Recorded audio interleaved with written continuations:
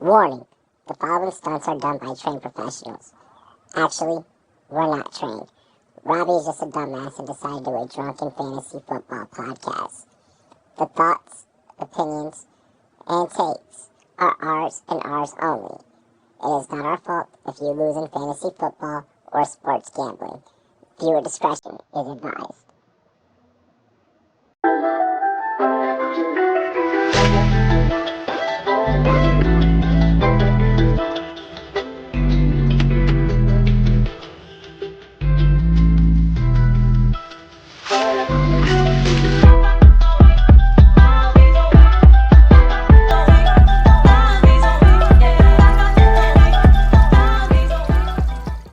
What is good, ladies and gentlemen?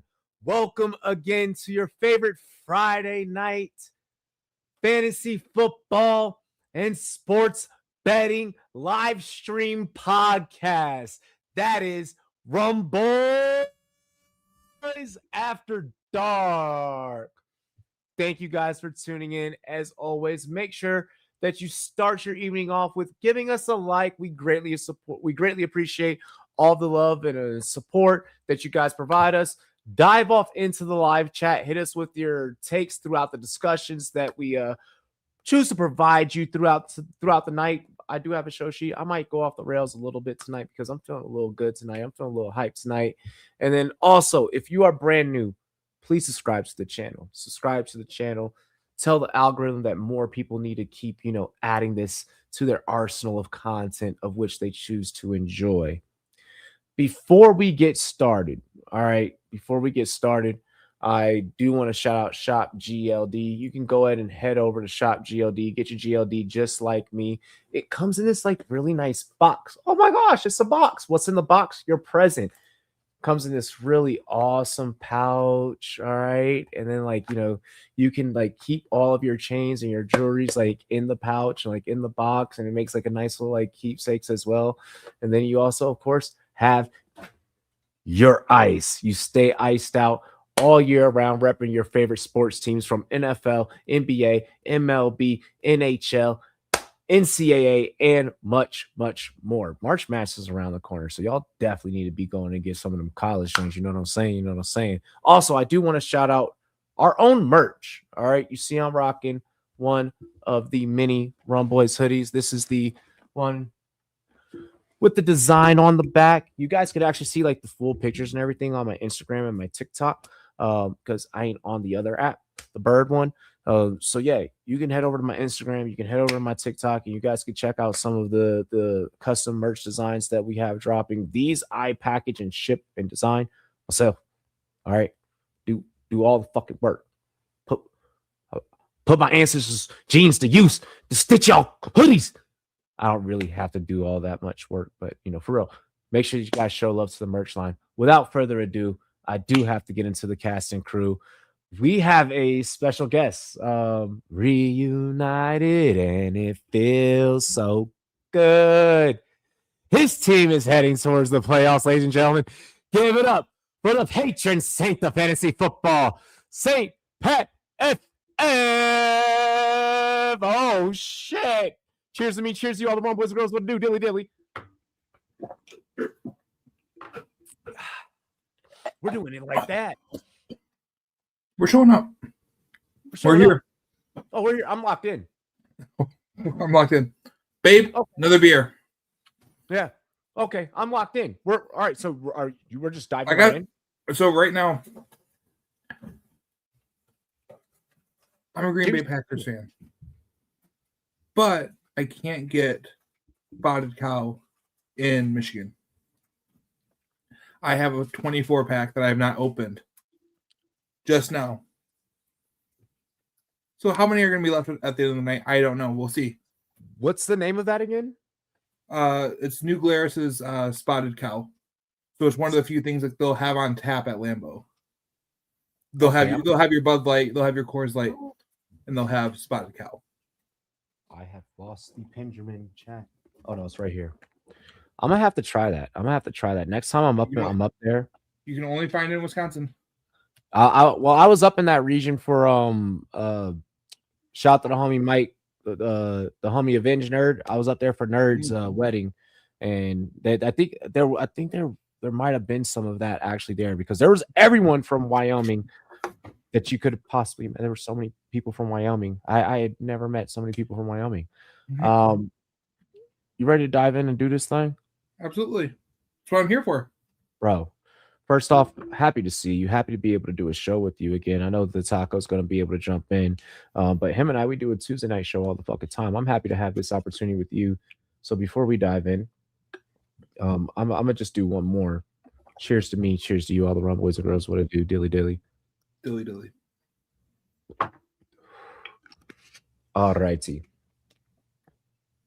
Thursday night football took place last night, and boy, was it an absolute fucking barn burner.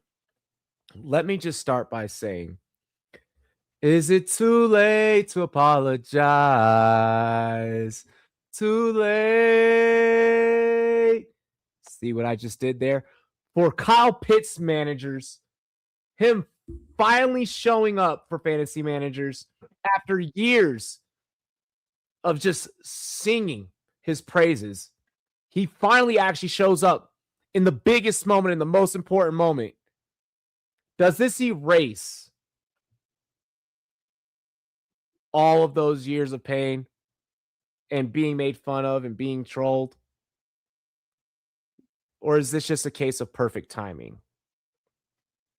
And then also, after the fantasy note, Kirk O'Chain seems to have Tampa's number. The last time that he had a comeback win was last year against Tampa. I want to know, what is your outlook on Tampa rest of the season following Kirk O'Chain's taking him down? And I also want to know, what should the Falcons' focus be heading into the offseason, because we know they're not getting in the playoffs. I'll start looking at the Kyle Pitts. You drafted Kyle Pitts this year. You bought the hype. Congratulations. You are winning your first round matchup of the Toilet Bowl. Well done. When it comes to the Bucs, I'm nervous. I'm definitely not putting money on the Bucs right now. But I don't know if the Panthers are that much better. The Panthers are showing brightness, but it's not. I would still trust the Bucs over that.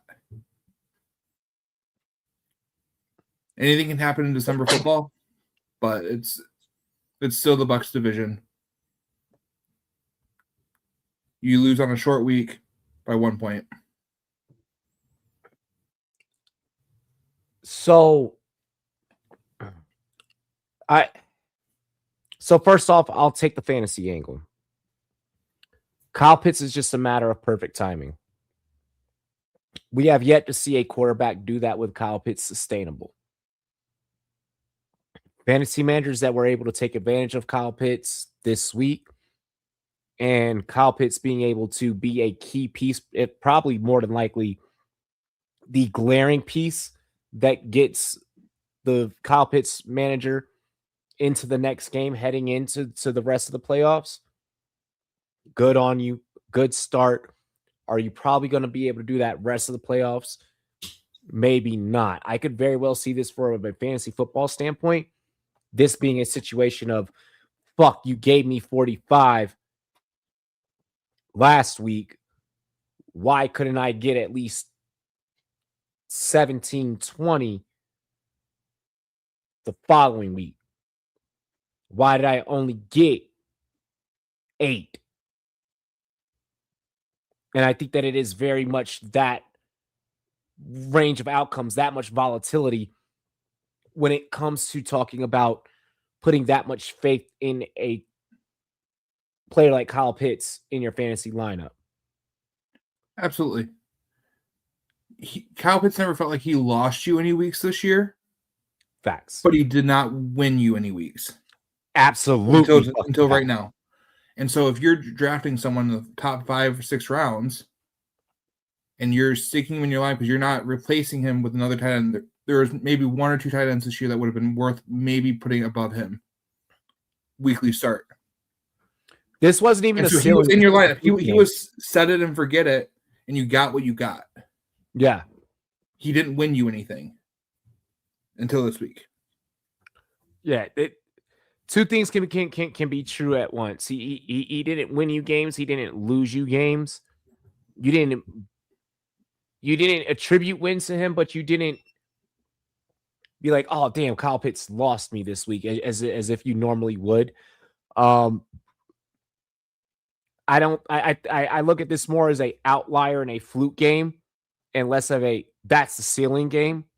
I don't look at this as, oh, that's the ceiling right there. Sorry, 45 points by Kyle Pitts, let alone a tight end. Like, I don't know the next time that we're going to see that. Have we seen, I think, was Bowers the only one that we've seen put like a 45-point game in the last 2 years? Bowers has done it. I think Kelsey Waller probably like 2018 or whatever. You're talking like elite.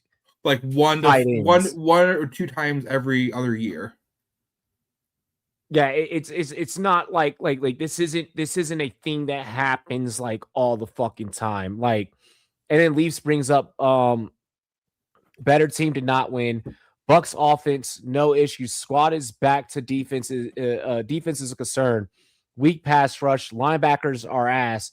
Wonder why Bijan and Pitts 8. Coverage breaks down too much. Yaya Diaby can't be the best pass rusher. Love him at Ville, but no Levante and old Zion McCollum, Jamel Dean, Jacob Parrish, Antoine Winfield gets beat. I'm afraid defensive guru Todd Bowles fell off. These are sentiments that I have to agree with, which now leads me into my next set of pieces to this take. So fantasy manager's cool. I'm happy that I appeased your Kyle Pitts thirst. This was just perfect timing for you. This was just a game. Congrats. Take your fucking golden star, Kyle Pitts managers. Now that was mean. I have him in 1 week, and I did that. So I'm sorry. So I'm also talking about myself. Well, anyways. With that being said and stated, when we talk about the real NFL, my outlook in regards to the Bucks moving forward, I do believe that when I just look at the rest of the South, obviously bottom two teams, there's no worth mentioning. But when I look at the trajectory of where Carolina and Tampa are about to intersect, and knowing that they have 2 games against each other that are going to be make or break games against each other, styles make fights. These 2 teams are lucky that they are playing in the fucking NFL, and they are not coming down to a Notre Dame Miami situation right now, because after they play each other these 2 times, like, it's a good thing that this isn't coming down to committee, and it's now all about mathematics standings of who's won more and yada yada yada yada yada. Because my fucking gosh, I need to put a little bit of respect on the Carolina Panthers name. Carolina, that defense has really been coming together and really been providing Bryce opportunities to kind of get back on track almost, to where his developmental process kind of fell behind, because that defense does have the ability to create turnovers and does have the ability to create critical stops on third downs. You know, Nick Scroton, the rookie that they got, he has been an absolute beast. JC Horn, they're getting every single fucking penny's worth out of him this year. Back in the secondary, 6'7". Like, it's I am really, really loving what that group is becoming on that side of the ball. But then also I'm loving what it's looking like with the Canales experience and how he's molding that offense. Obviously, I do feel that if this team should get in, it's a one and done. But I do think that they have every right now to dictate the rest of this division, obviously the rest of their season, but dictate how it goes should they do get into the playoffs. The Bucks slipped up. You done lost one to Lauren Hill in a critical situation against a divisional opponent last night that you had no fucking business losing, that was completely in the bag, and then your quarterback chose to throw a pick in a situation where he had no business throwing a fucking pick, where he didn't need to. You lost to a team that had 20 fucking penalties. So, I mean, after last night, I was really championing Tampa. During the live stream, I was championing Tampa for 3 quarters. When we got to the end of that stream, I was like, Carolina, let's go. And I think that Carolina right now is now in the driver's seat. So, I mean, you can't lose critical games like that. But also, to your point, Tampa does have, Baker has all of his weapons back, and he did display that last night. So we can't necessarily look at the loss and be like, well, it's like, well, it did look like that if everything goes right, how it should, that this should be well. But that defense is ass. Carolina has a defense and has a well-balanced offense.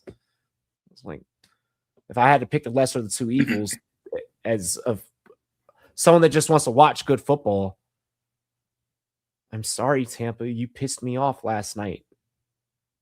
Give me Carolina. Carolina's currently sitting at 7-6 in the first place in the division. Yep, on the good side of 6-7, yeah.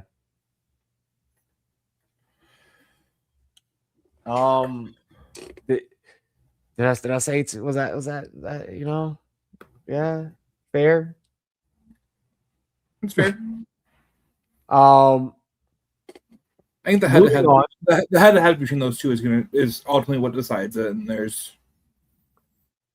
they can both buck around the next games that aren't against each other, and that's going to be the division. Dude, like obviously I'm not watching it now, but once we get into like next week, like as soon as this week's games close, I'm watching that line so crazy. There's going to be no game on the slate heading into next week that I'm going to probably watch the line more steady than that, because I guarantee that will have the most line movement of any. If you're smart, you're going to follow that action, because either it's going to formulate a trap itself, or you can figure out how to get ahead of it early before the trap sets. If Vegas is smart, they set the trap early. But they're not going to do it. They're going to wait to the last minute because they know that everyone else is going to wait to the last minute to bet it. I'm betting that one like early in the week, and I'm probably going to go back and then hammer it again. Damn, I just released a whole strategy. 1-800-GAMBLER if you have a problem. Are you ready for this next topic?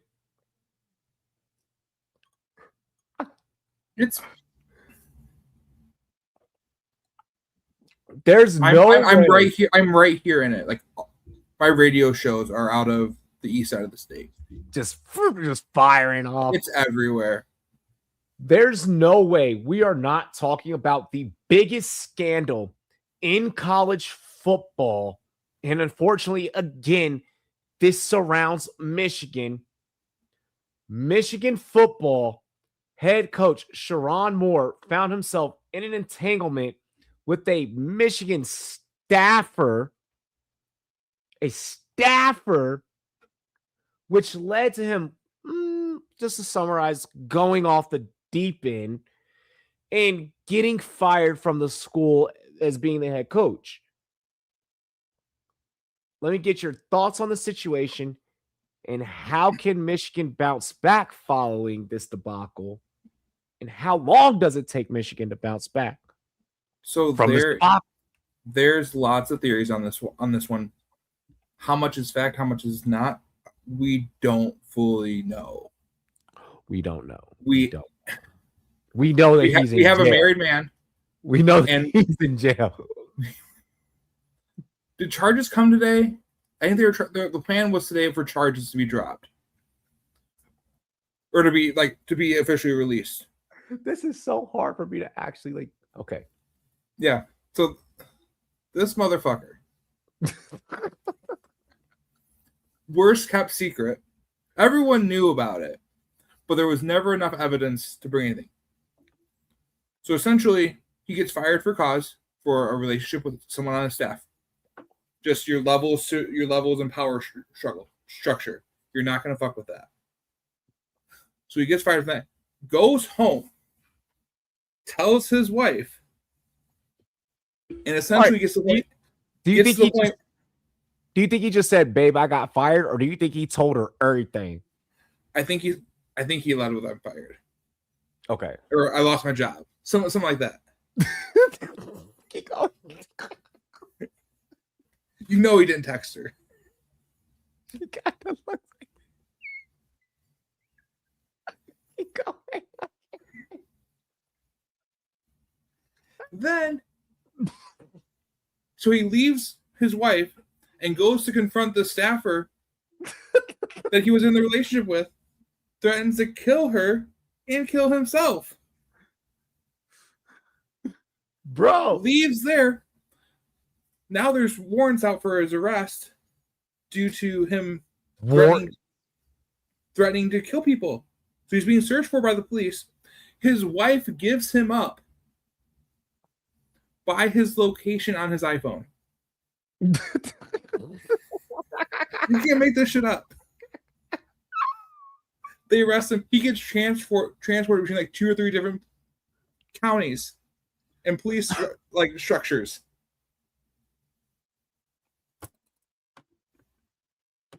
And has been sitting in jail since. Looking like this.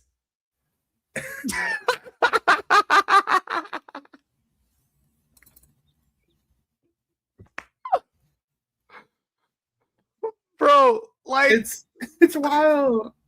To sum up 2025, let the gooners goon. Bro, like, and so I was thinking about you when it happened.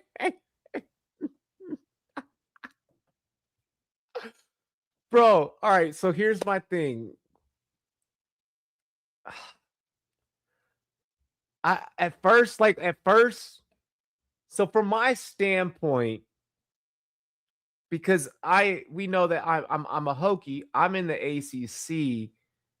So like I get fed everything from like every other conference, like just as like headlines get fed to me.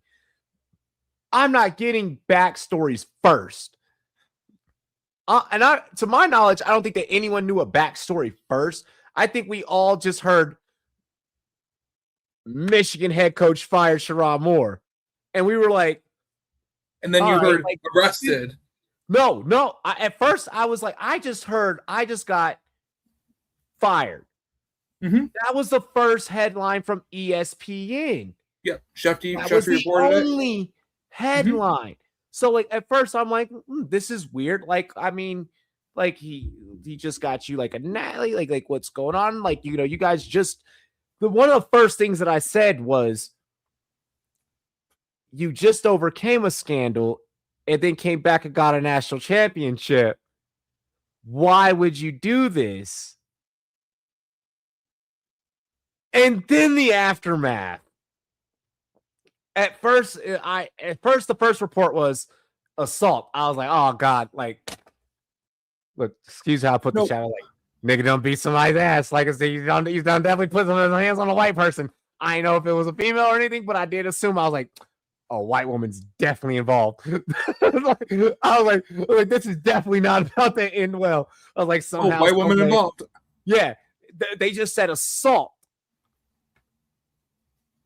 But then I remembered, because I know football so much that like it reaches a point. I've been immersed in this industry for so long. Like you become a part of these people's lives. So just like you, I'm like, is this motherfucker a married man? Like, hold on,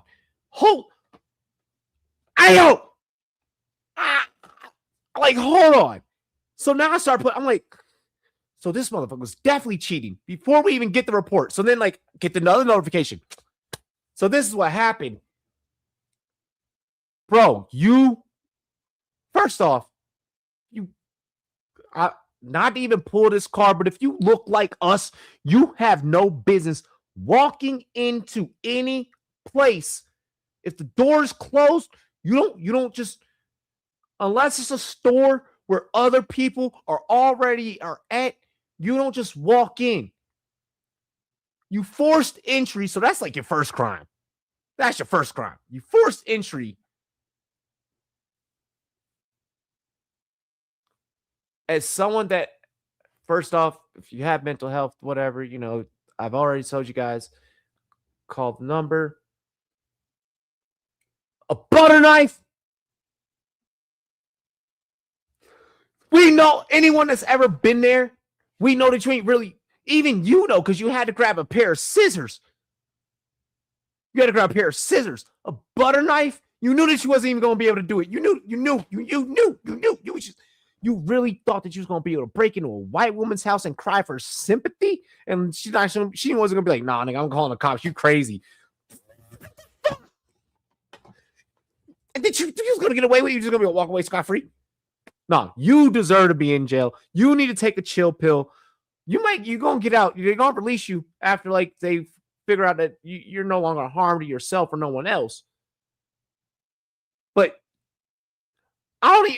because you couldn't keep you dick in your pants, I ain't even mad about your situation right now, dog. You did this shit to yourself. This is she wasn't the only one. Self-inflicted wounds. She likely wasn't the only one. Well, yeah, yes, but they're doing a full dive into the finances of the program. Is 50 doing the doc? Well, she made about double what anyone else at her. They were trying to pay her off. Did you hear what I said? No, I did not hear what you said. I tried to ignore it. I said, is 50 doing a doc?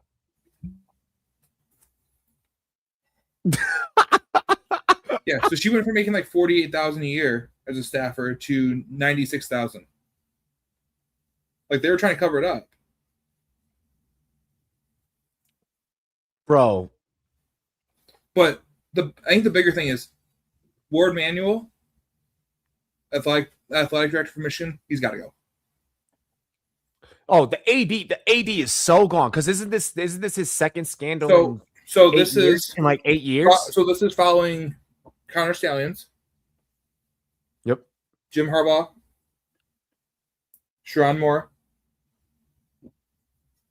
And now, so we're three major in just one program that is as well respected as. That's like in 8 years, bro. That's we're talking about just since COVID. In 8 years. This is all just since COVID. Yeah. That's it. So in 5 years. Yeah, that's 3 scandals in 5 years. Holy shit! And a title, college and football, and a natty, and a fucking natty. Y'all the college football Cowboys. Holy shit! Y'all the college football Cowboys. Y'all just like if there's a rule to break, we're gonna do it.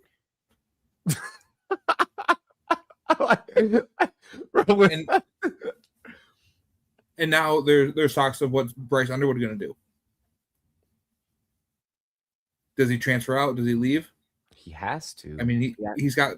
He can't because he can't. Essentially 12. Yeah, he's got essentially 12 mil and 12 mil in NIL still coming to him. The bigger piece of it before any of that happened. I mean, lucky Dave Portnoy will bail you guys out.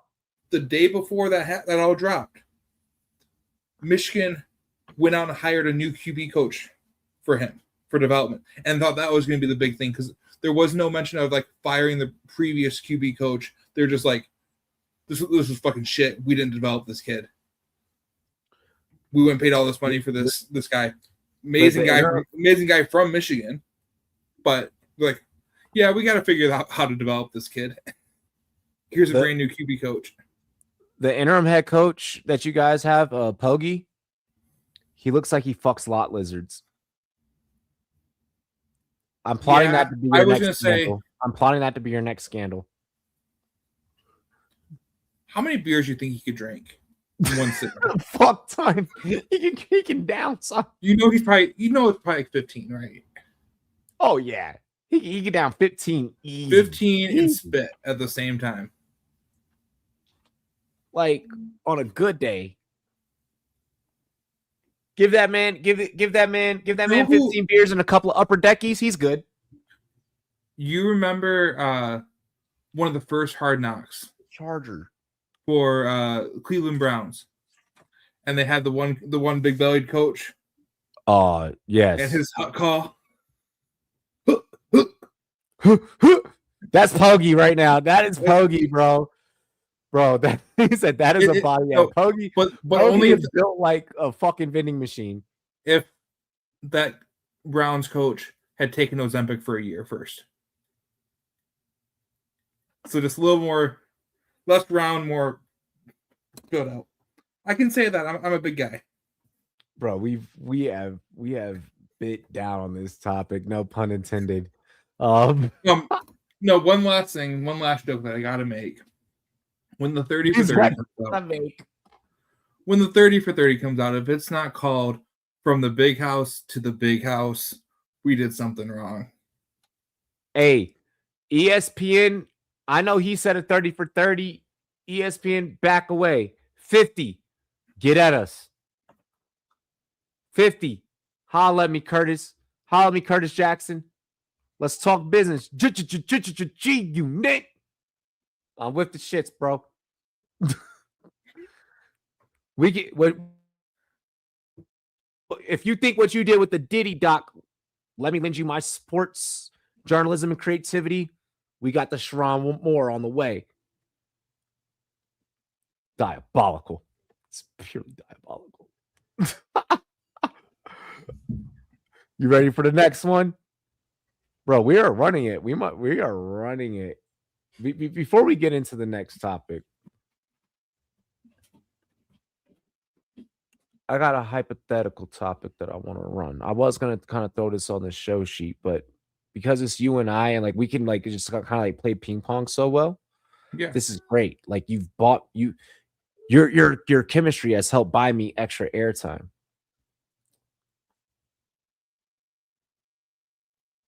If you could, looking back at your fantasy season, I want you to think about everyone has a team that has been eliminated. If you have all of your teams that have made it into the fantasy playoffs, please go to Vegas, bet it all on black. This is your lucky fucking day. This is your lucky year. You're on to something. You know something that none of us know. I want to know, hypothetically, if you could go back and recorrect any week of any start and sit, what would it be? It doesn't have to be like an obvious player. It could be like someone low key that's like, yo, like I had that person on my bench, but I was like, ain't no way they gonna fucking do that. And then, boom, they could be anything.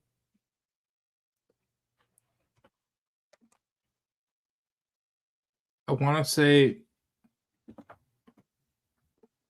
I'll go with Scott Fishbowl. For a while, I was one of the last undefeated teams in Scott Fishbowl this year. God, lucky. No, I played the game this year. It was you don't need wide receivers. If you had a wide receiver on your team, it was a wasted spot. Yeah, I had so many. I drafted heavy tight end and running back. And before anyone realized it, I had every backup running back that went off. God damn. Oh, it was nice. And so no matter what, I was like, all right, I'm putting up 300 points a fucking week. No points on my bench. Perfect lineup sets every single week. Every single week. 300 points, 300 points, 300 points. And then, like, the week from hell hit running backs. Genty, shit the bed. CMC, shit the bed. Josh Jacobs did okay, but it was split with Emmanuel Wilson. Knocked the fuck out of Scott Fishbowl. One chance. But it happens. I will say, though, one of the craziness of the fantasy football season is the waiver wire coulda, woulda, shouldas. and I get stuck in this dynasty mindset where I've got everyone 30 men down rostered in these leagues, so I'm not paying attention to the waiver wire, and I just overlook the dumb shit in regular seasons. But that's just the way it goes. You win some, you lose some, and what really matters at the end of the day is friendship. And friendship makes the world go round. And having those people in your life that you'd give anything for. And if Robbie's still taking a shit, he should know he's a friend. So we're just monologuing now. I got nothing here, and Robbie's just begging for your help. Chat, help him out, please. I mean, I haven't monologued like this for you guys in quite a while, but Taco needs to get his ass in here. Whoop, whoop, whoop.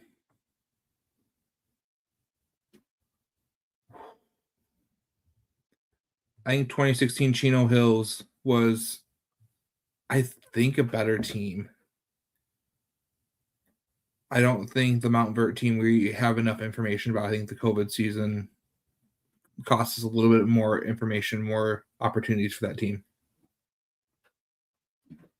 But I've always had a soft spot for the Ball brothers.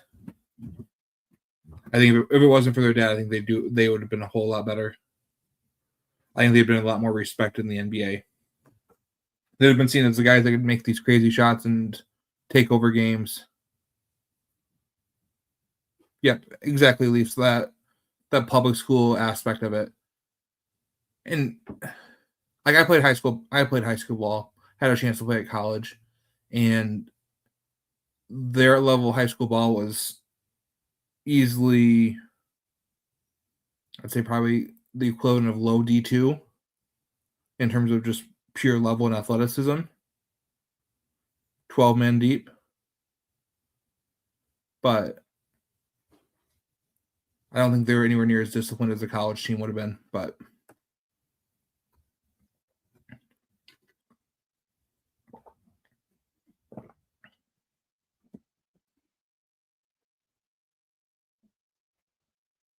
I had forgotten so much about that hype from the Chino team. Oh, that just opened a wave of memories of those and one videos and watching crazy oops in the high school teams.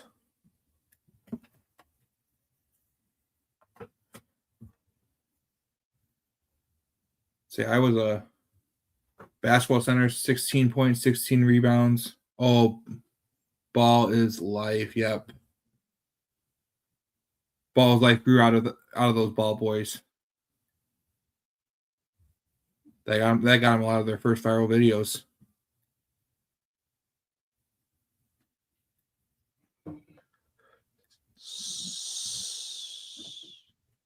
So sorry. Okay. I try to make as painless as possible. Wow. Did you? Way to go, dude. Way to go. I mean, considering, I work in retirement, so that'd be weird. That'd be weird. All right. Where were we? Where were you? Where were you? I was right here. We were talking Chino Hills basketball from 2016. Like legit. Alrighty. So if I could rewind any start and sit from this season. Oh my gosh. I gotta throw out the fact that in the staff league, had I not fucking forgot to put my kicker in, I would have beat you. Which time? Last week. Last week? I would say I think I had two or three of those this year in that league where I had waiver claims and they didn't get accepted and they ran too late. And I was like, oh shit, we don't have open free agents on Sunday. Yeah. And I look at the end of the day, I'm like, fuck. No, I had put in the waiver. I had him on my roster. I just there was one that I did that. But I'd say was it beating you by 0.01? Yeah, it was like I don't know how we got to 0.01. Yeah, it was because of that. I was like, well, this was an easy fix. Like I was like, all I had to do was like not, But yeah, I fucked up. Did I ever tell you about? What's fucked up is like I was live and I was like, I have to go and make this move, and like I've started setting alarms on my phone for like the 4 o'clock games for certain start sets. I've had it before in championship week, perfect season. I had picked up someone off waivers first thing that morning for an injured player ready to go. If he was it was right before they started adding the swap player or whatever. Dude. And so he was in my lineup. If he was going to play, I was going to start him. As soon as he was ruled out, I had someone ready to go for that later game. I fucking fell asleep because the first games were so boring that week. Oh, yep. I woke up 2 minutes after lineups locked. And I was like, are you so I already set alarms for next week. I think I'd even typed it in the chat that that's what I was going to do. Yeah, bro. Yeah. Because you have the whole league knew. And then I missed them. Like, are you like Mish? Chat, what are we doing here? Be accountable, dude. I have fucking 5 buys this week. I have 2 that I'm competing. Reminder, he plays in 72 leagues. No, I played in 17 this year. Made offs in 7. Mm-hmm. Yeah, and that's 2 are playoff weeks right now. One playoffs begin next week, but it doesn't matter because I'm in first. So like, you know what I mean? Mm-hmm. And then the rest I have buys in. I count the one that the other the military veterans one. I count that one. I count this week as buy because of where I'm placed. Okay. Because it's mathematically like in the person that I'm playing this week, it's no offense. It's a layup. Mm-hmm. Like they're baby in Dynasty, bro. Like they're baby in Dynasty. They're like, what the fuck is this? Like, you remember that SpongeBob meme where he's like, like, and he's like the caveman SpongeBob, that one, the trigger, yeah, he's that. He's like, this is a lot of chaos. I'm like, you're playing with military veterans. We all serve together. And he's going, I'm going to hit this layup on Robbie. Robbie thinks it's a layup for me, and Robbie's all LeBron James. Game 7. Get out of here.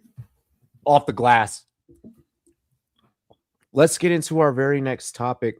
I did try and phone our friend Taco, so it looks like you and I are ripping this whole way through together. Rip this Band-Aid. Get rid of the pain. Speaking of getting rid of the pain, the Indianapolis Colts bring in Grandpa Phillip Rivers. That's right. He is making an NFL return at the ripe age of 44. And you also heard me right. Grandpa.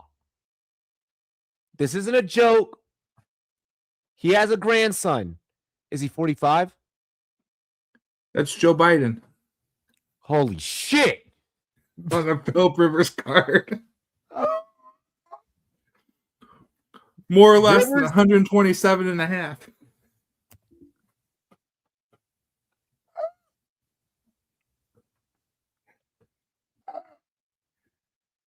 I love you. Rivers has to face Seattle, the Seattle Seahawks this week. What are your thoughts? What's to come? Give me the Seahawks. The Seahawks are about to come. Seahawks have a boner. Could Rivers fill Indiana Jones' shoes? Like, I mean, like this is crazy to even say that we're even having to word it that way. You go first. Go Birds! Go Birds! Go! Has thing. Philip Rivers played this side of COVID? No, his last press conference was in COVID, and he was like, "Holy shit, you guys still do?" Because he did his first press conference this week, and his first words when he stepped to the mic, he was like, "Holy shit!" He's like, or he didn't say "Holy shit." He's like, "You guys still do live press conferences?" He was like, "No Zoom." Like, my thing is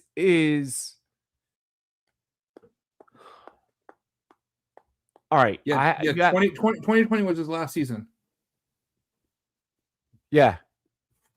How many rushing yards does Daniel Jones have on the season? Being that you had it right there in your phones, I was like, all right, well, like you already had. Give me 1 second. Not that the stat is going to change the way that I feel about the offense. Just because I don't feel that the offense is predicated on Daniel Jones's rushing ability.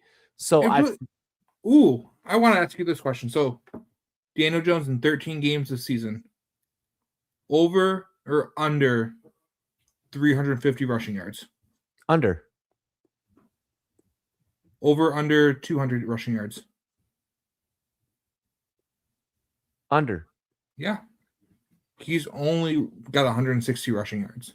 So hear me out really quick, okay? And that's why I asked that. Gramps isn't going to have to scramble. The offense isn't predicated off of his rushing ability. This offense is predicated off of his ability to move, to utilize the run to soften up the pass and then just explode from that point on.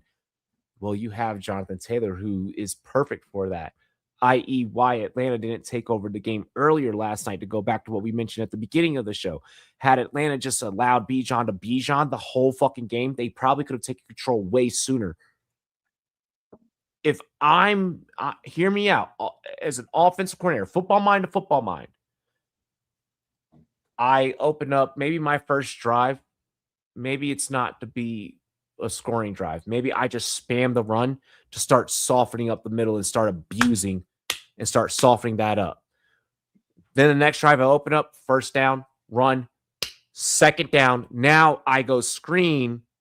Okay, and then now I run again, or maybe I go pitch, and then now I start getting in, and then I start working my way through. What do you think about, because I feel like that's the way that you have to attack Seattle and you have to approach Seattle. You have to approach that defense.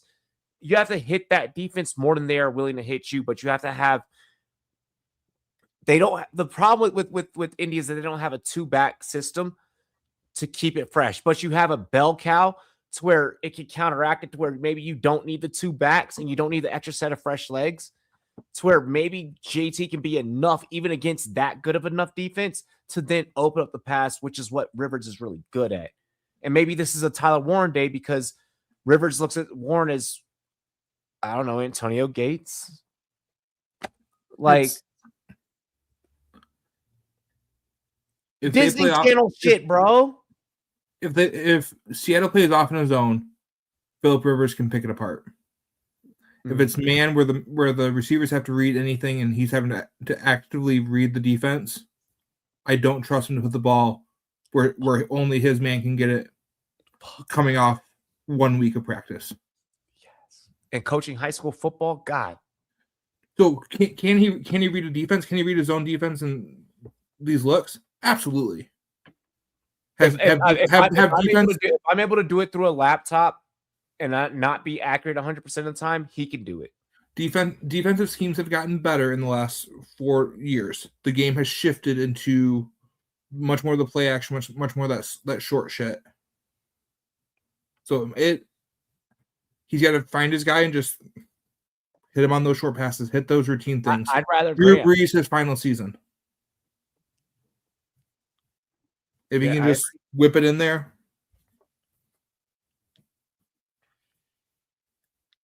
Tyler Warren's got hands. When something comes along, you should Whip it. Whip I it think really that Rivers, good. I think that Rivers is going to come out there and do it, bro. Bro, we just got busy.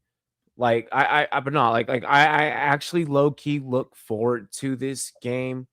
I think they were looking at something here, you know, for real. Oh, look at me. I am off of work. Shout out to dude.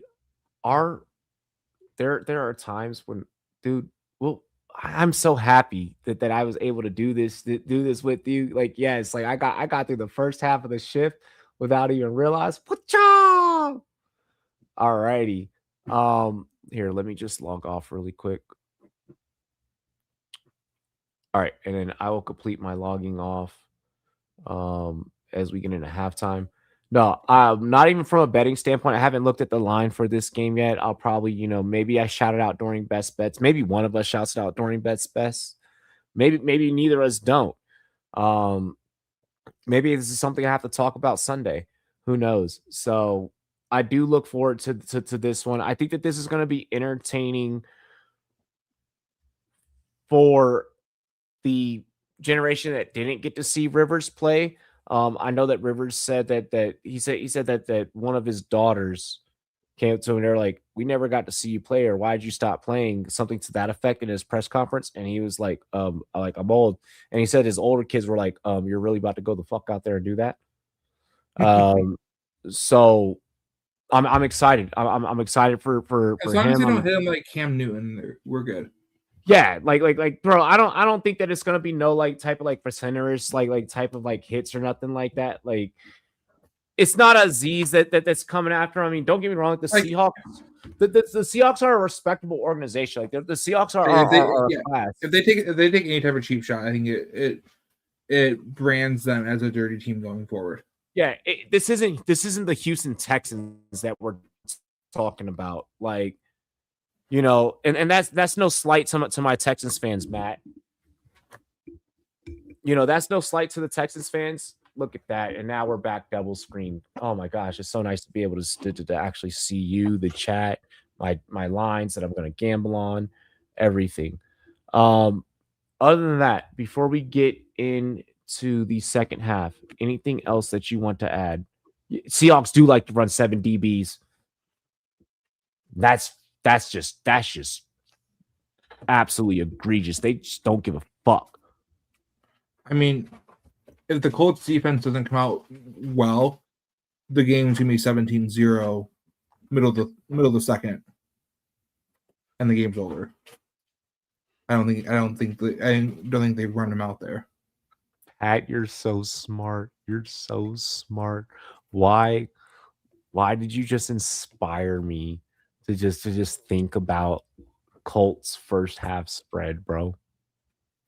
Oh, why does that seem like such a sharp? Hold on. That's such an easy thing. Oh my. I don't have that line right now, but you're gonna watch it on Sunday morning. I probably won't get it till game day. That's what. Yeah, I'm gonna text you. I'm gonna text it to you so you don't forget it. No, I do have. I do have. Colts first half. Oh. It's plus 450. For what? For them to be ahead? Yeah, plus 4,500. No way. Colts to be ahead or tie at halftime. I might just lay a single on that just because. I mean, the only way is that defense.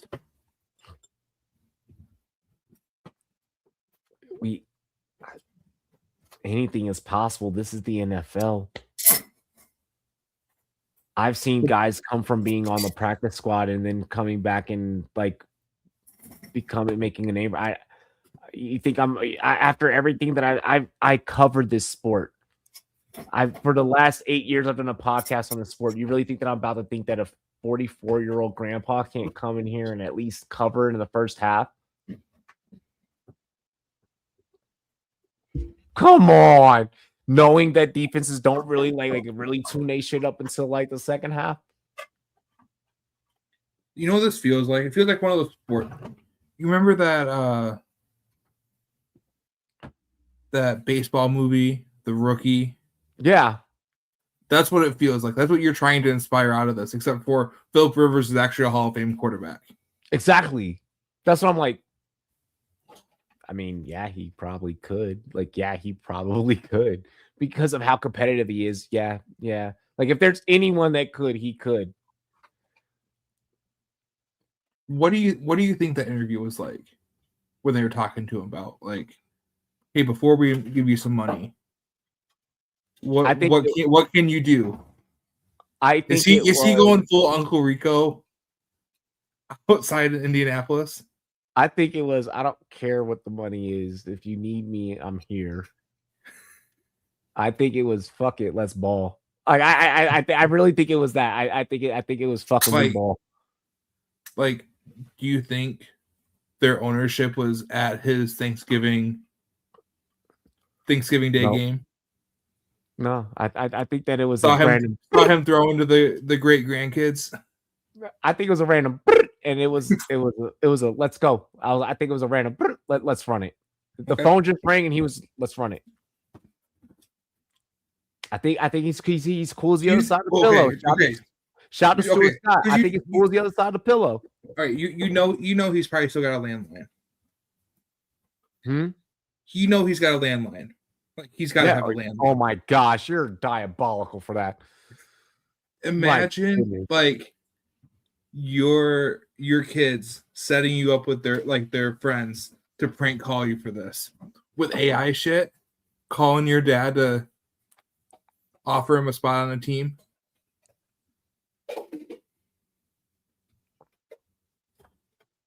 Awful. Hey, is this Philip? This is Jerry Jones. Felipe. How would you like to come play backup quarterback for the Dallas Cowboys? So Aziz will be ready. Fuck. Ladies and gentlemen, with this last comment here, we're going to head into half. We'll be right back after a music video from us that Leafs edited. I don't know why I made that sound effect. That's not my usual sound effect.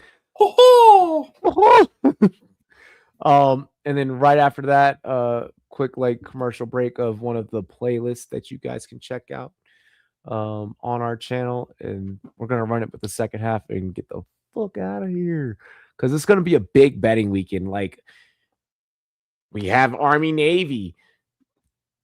I hate to say it, but Jake Paul's probably gonna get his ass kicked. Now, I don't hate to say that he's gonna get his ass kicked, but he's fighting. I hate to say that he's fighting, but he's gonna get his ass kicked. We do have a really dope backstory behind a UFC undercard fight. My homie found his belt in the rubble of the Ukraine war. Okay, his house in Ukraine got bombed, and then went back. A UFC 112 Vegas winner went back, found his belt, got it out the rubble, got it out the mud, and is ready to rumble Saturday night. So, I have some bets. Some of them might be chalk. Some of them might be chalk. Some of them might be lit, but we're going to get into it. Other than that, oh my gosh, it's not going to be long. Please don't say that on air. I got you. Cheers to me. Cheers to you. Oh, you have for this video because of the way it's portioned. You have to hit the camera off button. Cheers to me. Cheers to you. All the Rumboyz and girls, what to do. Dilly dilly. Arrrr.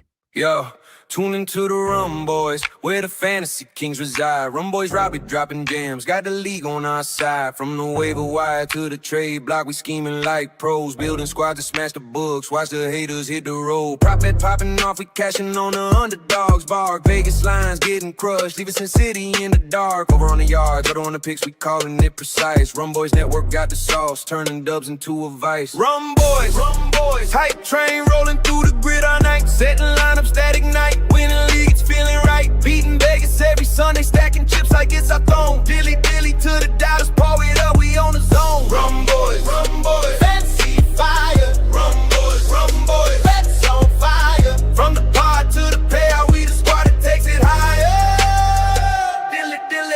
Rolling through the Discord vibes, raw like a rookie can't rush. Rumboyz crew dissecting matchups, no fluff, just a hush. Receivers torching corners, we said it first, now the check's clear. Running it back for the boom, while the books drowning beer. League champs crown themselves with our weekly hot takes. Sleepers waking up, Giants bust getting the breaks. From zero to hero, your roster's reborn in the booth. Rumboyz Fantasy Network, spitting truth, chasing loot. Hey, hit play on the pod, let the energy surge. We the pulse of the playoffs, making grown men converge. Prop on the anytime TD, we nail it, no sweat.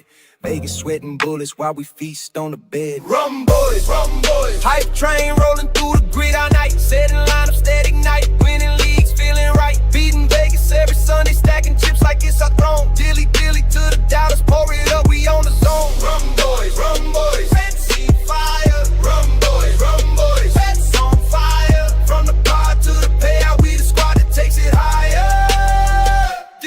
So raise your glass to the Rumboyz, are always in the game. Winning props, crushing lines, putting leagues to shame. Subscribe, smash that like join the fam today. Rumboyz forever, now go winning dilly dilly all the way. Rumboyz.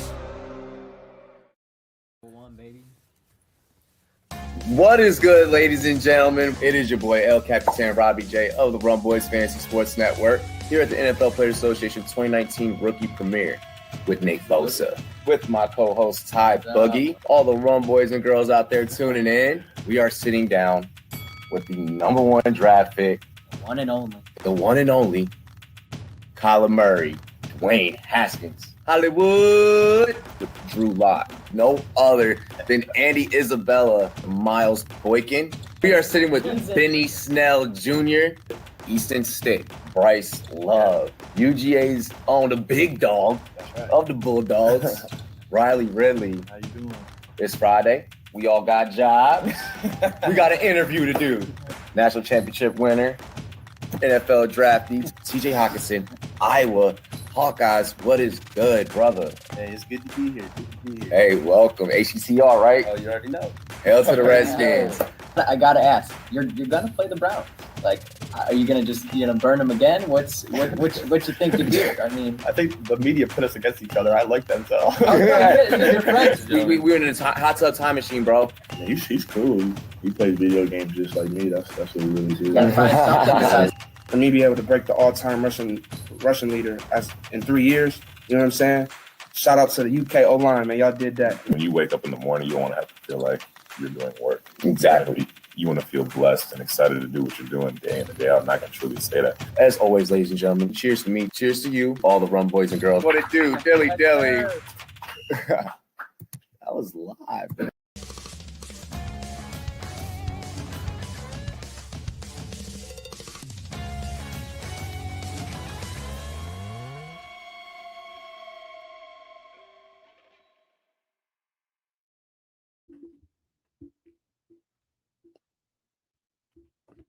What's going on, ladies and gentlemen? And as always, cheers to me, cheers to you, all the Rumboyz and girls. What it do, dilly dilly. Welcome back to the show. Just waiting on Pat to get back. Taco did say that he was pulling up.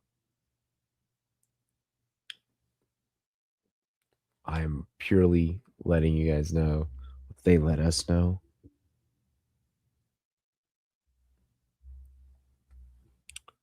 But in the meantime, I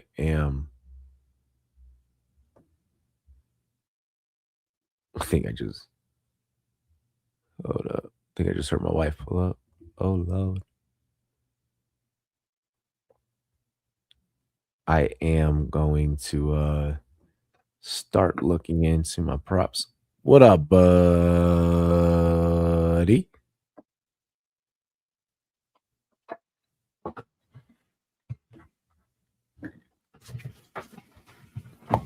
What up, bro? All righty. Bryce doing some dishes, so we're sailing the ocean blue. I love the pirate expression, matey. Hey, we're back. Let's dive right back into the show, ladies and gentlemen. Cheers to me. Cheers to you, all the Rumboyz and girls. What it do? Dilly dilly. Arrrr. She's okay interrupting me as long as I get the booty later. I know that feeling. What'd you say? Oh, you heard me. No, I did not. That motherfucker can repeat himself.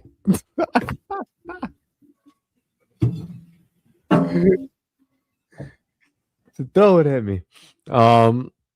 Let's go ahead. Sorry, there's just a little misunderstanding.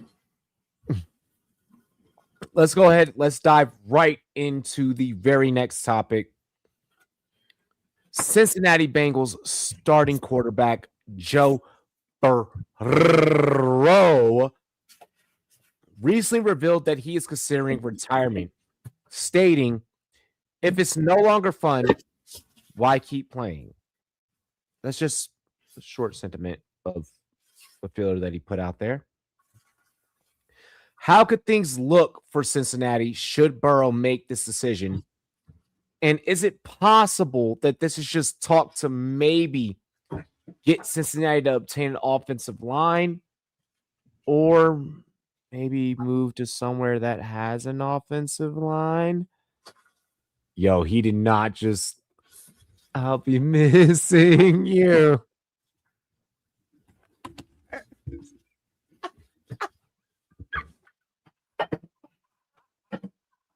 Oh, look.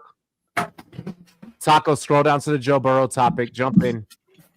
Joe Burrow topic. Oh, fun. I'm gonna let Pat set the tone, and then you can then. All right, Robbie, are we ready for some friendly fire?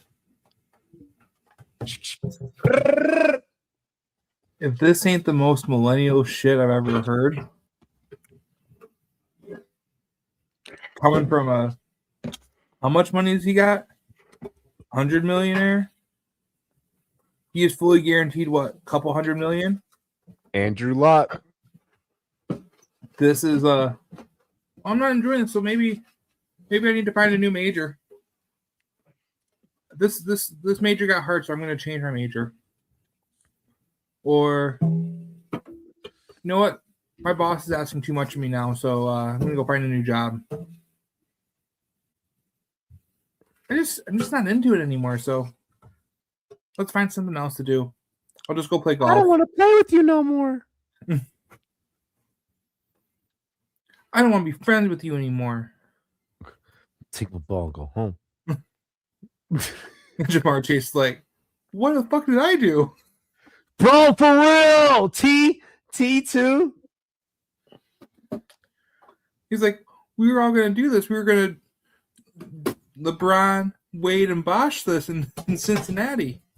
Dog. Oh, I love where you're going with this. Keep going. Like, all right, you bring up the idea of Burrow trying to say, okay, well, get me an offensive line and I'll stay and I'll keep playing and I'll stay and all these things. Bro, with what money? What we got left? Your quarterback play got you paid. Your good quarterback play got your wide receivers paid. Quite possibly more than they should have, just based on who was throwing them the ball. That's not me saying T. Higgins and Jamar Chase are overrated. But when you have a potential Hall of Fame level quarterback throwing you the ball, you're going to look a whole lot better than you. But there's something you can't fix that defense on nothing. You can't fix the defense on draft picks. No. You can't fix the defense. You can't fix your offensive line while needing to fix your defense on draft picks. And you got a 3-year window to do it. You don't have it. So now what? You sit there and you middle of the road it. Maybe you make the playoffs 2 out of 3 years and first round exit. Okay. When you had that taste of that Super Bowl run, you had it.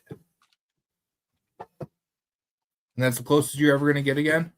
Yeah, it stops being fun. when you are so close to having it all, and then you miss it, and you don't get back to it, and each time getting further and further away, yeah, that's not being fun. That's just fun work. And if you don't want to work for it, go. I'm trying to check something because I want to. I feel like I want to strengthen this just a little bit more. If you don't mind me adding just a little extra depth. Mm-hmm. Absolutely. I'll take all the depth you can give me. Holy Hey, that's what she said. Diddy. Total cap liabilities 275. Oh my, 275 million 791 or 791,000. I can't even say this fucking number, bro. Bitch is big. Like total cap liabilities for the Bengals, they're it's 2 mil. And okay, now we're gonna throw back one more thing in there. You got cheap ass Cincinnati ownership. The offense takes up 157 of that. Mm-hmm. They're 60%. 90 mil of that is the defense. Mm-hmm. Special teams has 0 explosiveness and only 6 mil of that. $2 on offense for every $1 on defense. And that team is stuck that way. There's no changing that. 2026, they get an extra mil on special teams. They're in the water on defense. They're fucked 6 different ways till Sunday.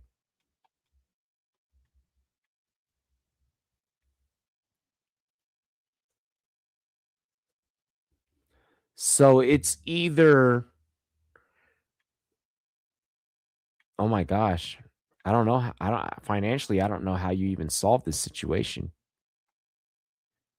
It's deferment years, but if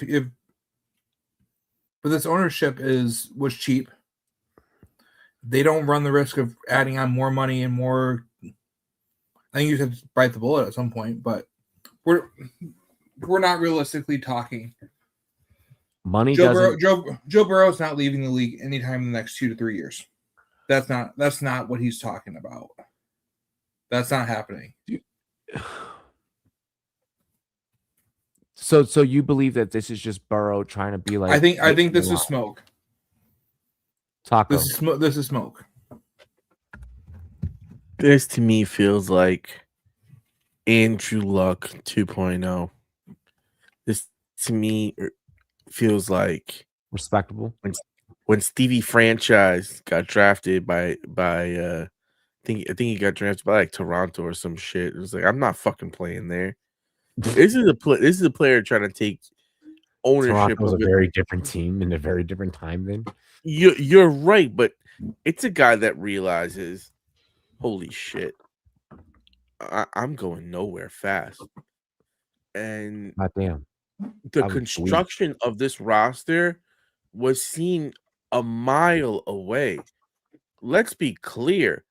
Signing T. Higgins, as great as it sounds on paper, it doesn't look as great on paper because, again, we've come to the same conclusion here.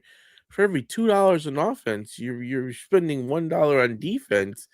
And not only that, you have so much in your skill position players that your offensive line isn't even built up properly.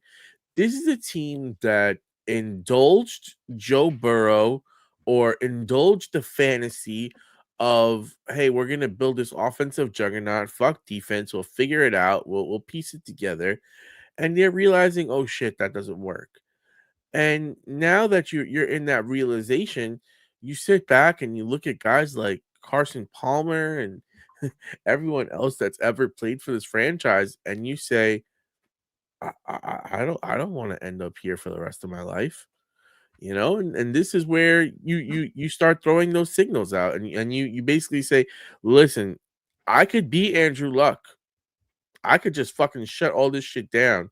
I have enough money to live my life, but y'all could trade me.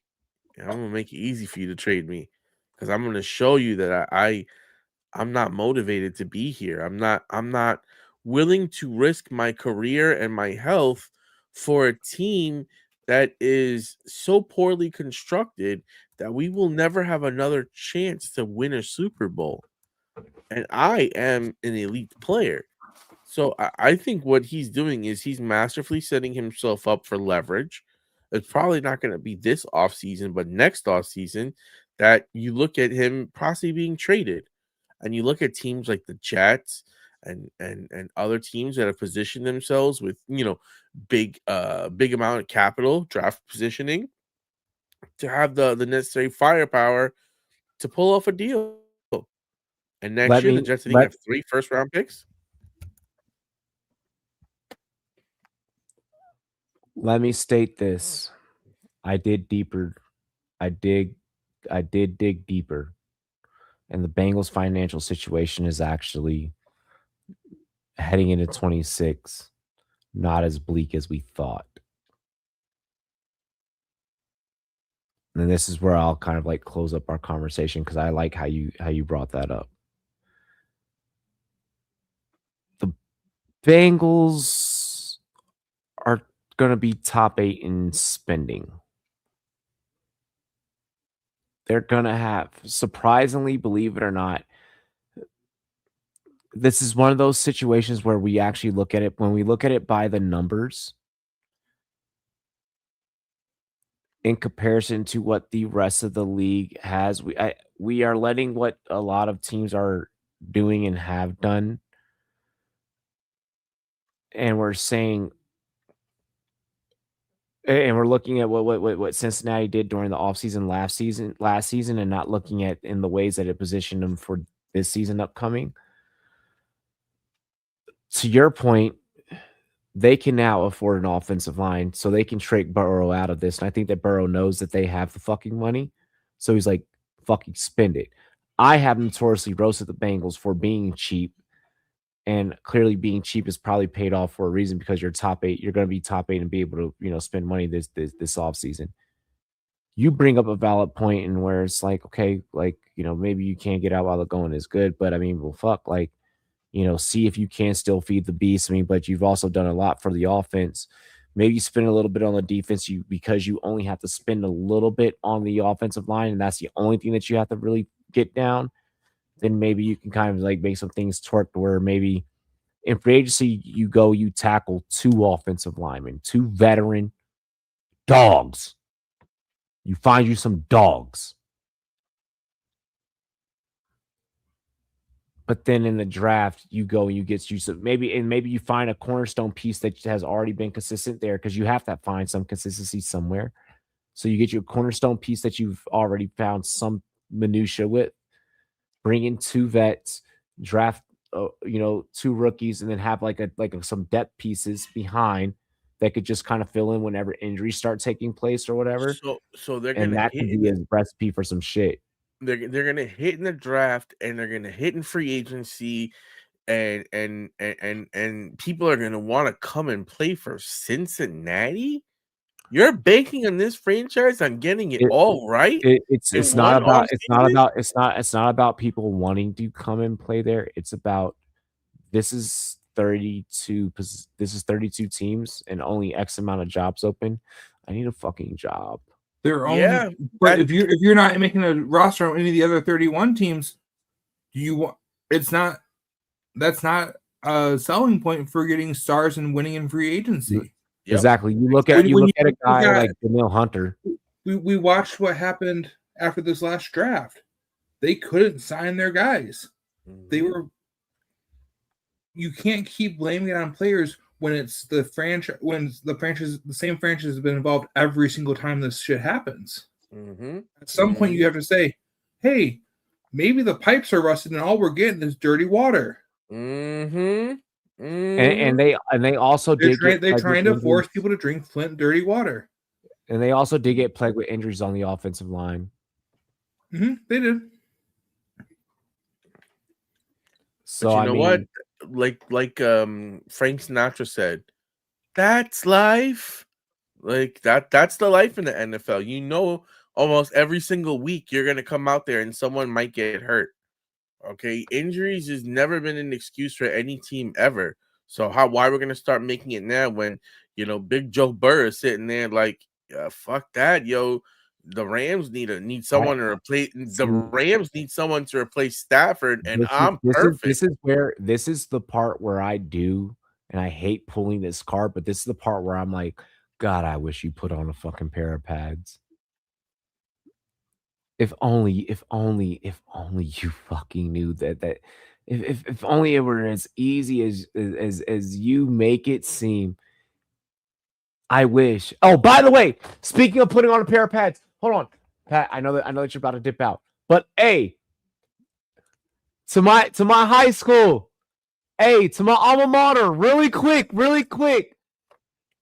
the homie Joey Sly, hey, R.I.P. AJ, my high school this weekend, we are competing in the state championship. Shout out to the boys, hey, my little YN. Hey, my little YN. Hey, yo, I see you out there. Oh my gosh, bro. I am so. I was waiting for like kind of like the perfect point to like kind of like bring it up. Hey, boys. I'm not trying to be that typical Southern. I'm not trying to be that typical Virginia. But listen to me, boys. Finish what the fuck we started. We lost that motherfucker by 3. Go finish that job. Go finish that job, boys. Bring home one of them. Go get you one of them, baby. Go get you some hardware, boys. North Stafford. Let's go, Virginia. Let's go. Sorry, I just had to, boys. Hey. One little cousins out there, they about to go run it up. I had to. Hey, God bless. Shout out to the whole Kimbrough family. Oh my gosh. I played on the team with his daddy Dustin. Let's go. Sorry, y'all. Tiger Woods, yo. Robbie, you apologizing. Get him, Wolverines. Get him, Wolverines. Go get that trophy, baby. You're like a pastor on Sunday, bro. Next thing you know, you're gonna dunk him in the water for the baptism. Oh, tomorrow's the day. Tomorrow's the day, dog. Tomorrow's the day. Them boys. All right, because I know exactly how they're feeling. Because I know how I was feeling. I was a freshman, and like they just like brought like a couple of us freshmen like as reserves. Like we were not gonna play. But I remember just sitting there like being like the atmosphere of a state championship game in the state of Virginia. Football in Virginia is there are certain things in the state of Virginia, death, taxes, and you are going to play football. And when you play football in Virginia, it means something. It means something to you, your whole family, your whole upbringing, your whole livelihood, to the community that you put your jersey on for.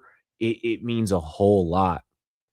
It means a whole lot. Like pastors have whole sermons like about like the high school team, like for like the high school team, like pray over the prayers, like stores shut down and shit. Like this shit's a religion. It's Texas, but not Texas. Like the South with football, we're just different, bro. We're different. I'm excited for the boys. All right, yeah. Before we get into the next topic, I just wanted to shout out the boys. Let's get them, boys. Yeah. Where's my? All right, Pat. You sticking around for one more topic? I gotta go, dude. All right. Anything you want to close out with? Get yourself a good wife. Make sure she loves you good. I got one of those. Taco's blessed already. Robbie's blessed already. Get yourself a good girl. They keep us going. All right. Cheers, Yes, guys. they do. Cheers. Hey, love you, bro. What up, Frizz? What up, Frizz? Frizz, yo, you're gonna love tonight's episode. Anything that you've missed, I recommend going back and watch because tonight's show has been lit. He's like, I'm trying to get blessed too. Yo, NFL playoff picture. Let's get into it. I'm actually gonna pull up a tab if you don't mind, Taco. Let's do it.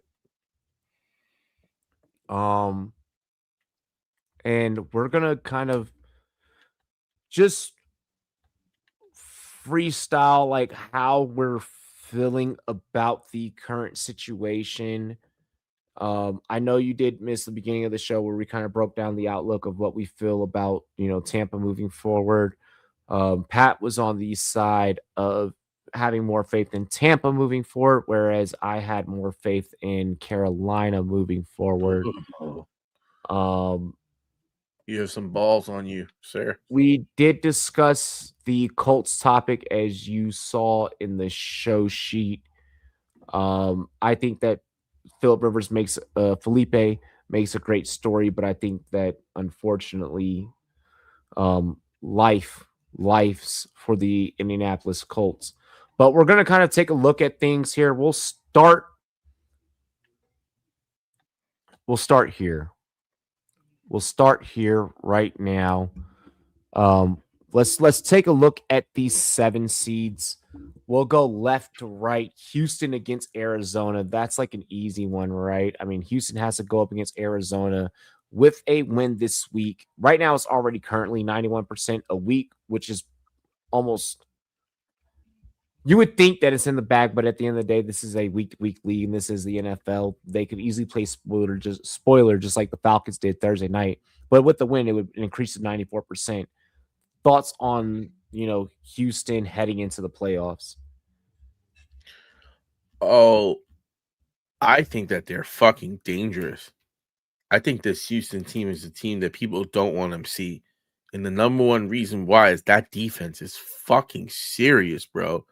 Will Anderson is on one right now. That whole defensive unit fucking moves just differently. And I think that when we look at this division, I think they still end up winning the division. I think they have 2 games versus the Jags left, if I remember correctly. Or is it 2 games versus the Colts? I don't have rest of schedules, so you should probably pull up rest of schedules. Let me pull up the Houston Texans rest of schedule. I'm producing, I'm hosting, I'm reading show sheet. Come on, man. Fuck. Houston Texans. So they have the Cardinals next. After the Cardinals, they have the Raiders, the Chargers, and the Colts. So they have 1 game versus the Colts left, no games versus the Jaguars. And conversely, the Jaguars. Let me see if I can pull. We're gonna don't. We're gonna scroll up. Don't do that yet. Because remember, we're going left to right. It's a 1 game difference between them and the Jags. Work with me on this segment. Work with me, bro. Yep. Work with me. Don't move ahead of me, man. I mean, I think that they have a good chance of moving up. I think it's a 1 game difference between them and the division winner. And I think that this is a team that no team in the AFC wants to face, as we're seeing the AFC is more wide open than ever. I think that they have a more than a puncher shot to come out of here, specifically if CJ Stroud is starting to get his sea legs back. Really quick. So I'm gonna meet you halfway, right at the borderline. I think that's Gwen Stefani, and I hope that I'm right with that reference, because if not, I'm gonna look like a fucking or idiot. Fergie. One of the 2. Is that Fergie? No. Fergie's voice on it. She meet me halfway, right? I don't know. I think I'm right. Or either Katy Perry. Maybe it's Katy Perry. It's Black Eyed Peas. It's Black Eyed Peas? Yep. I knew I heard Fergie. Penalty shot for being old and not remembering my oldness. Yeah. I want to look at just the AFC, and as we kind of look at the AFC while I pour this shot, Taco, in your humble opinion, do you feel like that we are at the point of, and I've kind of, I asked this question because I've heard it from a hive mind, but I feel like the hive mind that I have heard it from are many intellectuals at the very same time. So it's minds in our world that I respect. I feel like we are at the point in the AFC with this top 7. This is how it's going to be. And I don't think that it's because that when we look at it, this is what we're comfortable with. I think that this is because when you look at everyone else, just kind of rest of the schedule, it's like you have to start really getting fine-tooth comb of where one lets one slip. And it becomes very minute to the point to where it's like, well, even if one lets one slip, at the end of the day, it's still, this is the 7 that it's going to be. I think that Steelers and Ravens are the only flip-flops that we could possibly see in this 7. I don't see any chance the Colts Ravens just lost. Yes, but there's a 1-game difference between the Ravens and Steelers. There's enough there that can, like you said, the NFL is a week-to-week game. Like, all we need is fucking Lamar to figure that shit out, and all of a sudden the Ravens are a different team. You know? Like, we don't know what's going on with Lamar. That's a wrinkle. I think it's injury. I do think it's probably injury. Aiden, you were out getting pussy, don't lie. I don't think they're gonna say anything about it either, because let's face it, they don't need to. You know, you don't need to give that shit out to the end of the year, particularly if you know he's fully compromised. I'm gonna say lock. I'm gonna say lock.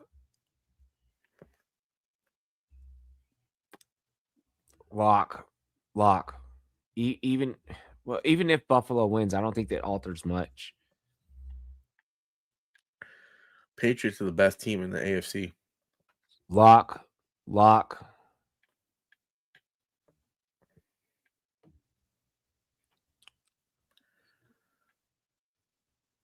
To be determined. Lock.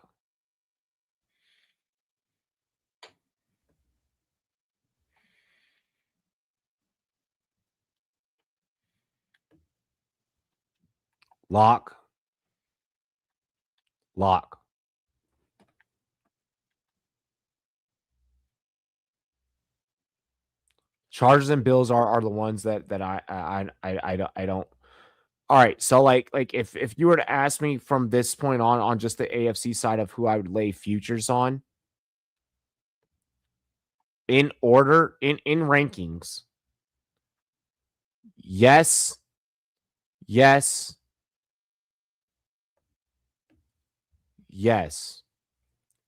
By units. Full, half, quarter, depending on how your unit measurements are.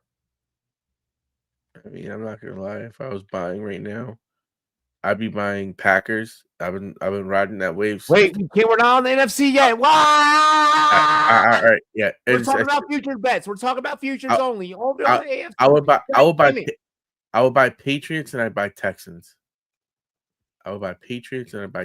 Patriots because I think they're the favorite. So you would go unit. You would go unit Patriots. Yep. Half on Texans, and then who would be your quarter? I'll take the half and the quarter and put it on the Texans. What the fuck? No, I said right. All right. So then the third one would be the Bills, because when you have Josh Allen, anything can happen. Okay. Anything can happen with Josh Allen. So let's run it back, but over on the right side of the board. All right. We'll start at the bottom. The Bears have to face Cleveland. Aiden said tacos faded. No. The Bears have to face Cleveland. Niners face Tennessee. Sneaky cover, by the way. all these teams got layups. I don't want to say that anything at this point in the game. I don't want to say anything is a layup. Some of these are layups. Like this, the NFC does have layups, except for obviously Rams and Detroit, Packers and Denver. This week they all do have layups. I think that is done on purpose. I mean, the schedule's made way early. I'm gonna be straight up. This shit, I've already said, I'm tracking this Seahawks Colts game down to the minute on what that spread is gonna be. That's just so fucking interesting. Hear me out. Like just due to the fact that you weren't, were you here? Oh, you weren't here for that take. The offense, so the Colts offense isn't predicated on the quarterback running or scrambling. It's predicated on the quarterback having the ability to play from cerebral up, from neck up. Guess what Phillip Rivers already fucking does. So it's almost in this weird fucked up kind of way to where it's like, he's 44. He might be able to fuck around and pull this off. He might not be able to win. He might be able to cover. So like from like a whole gambling standpoint, that shit is weird within itself. Like, but he's playing for the Disney movie.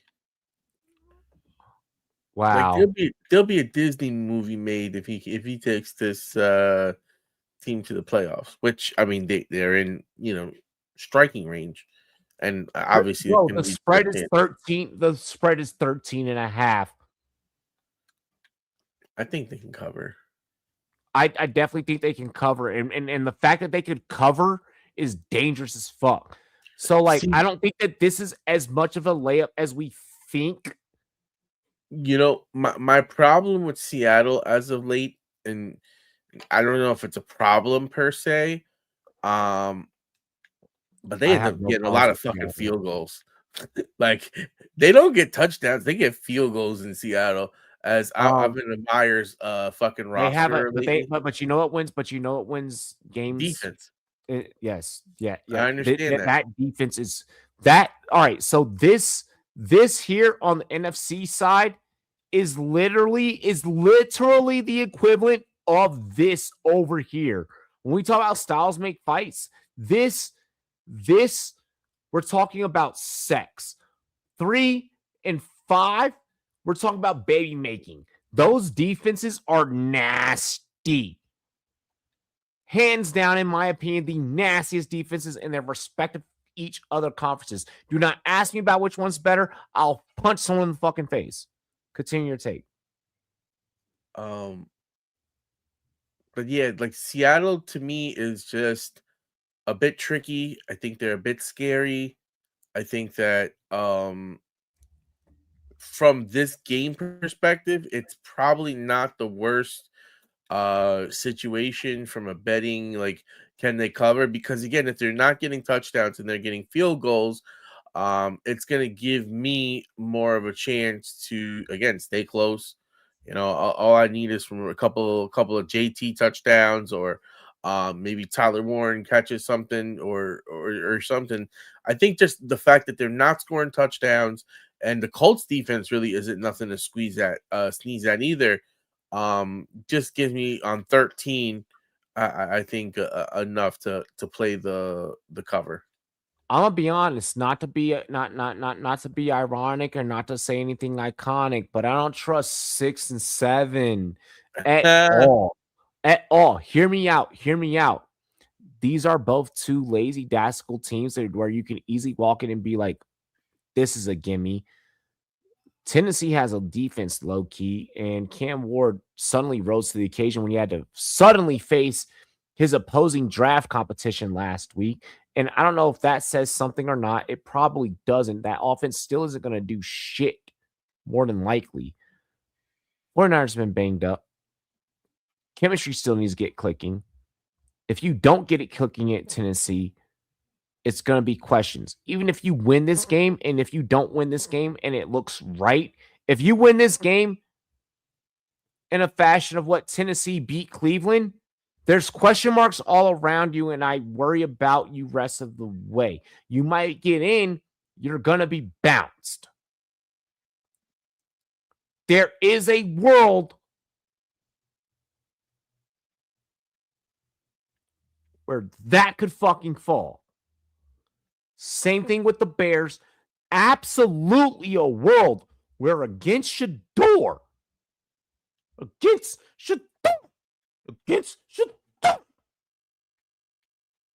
that it could absolutely fucking oh baby, oh, when it all falls down, could literally fucking come crumbling down quicker than Kanye's career when he chose to.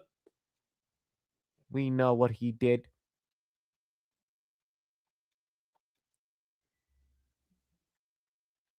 I'm sorry. I don't trust these two bottom half teams in December. This is not an indictment, and it's not about the coaching. The coaching can get them through. It's about the inconsistency, about the athletes executing the plays of which the coaches are calling. These are smart, diabolical coaches. There are moments where on the field, Purdy, Williams have issues commanding the offense and getting the dirty deeds done, and that glares in their 4 losses.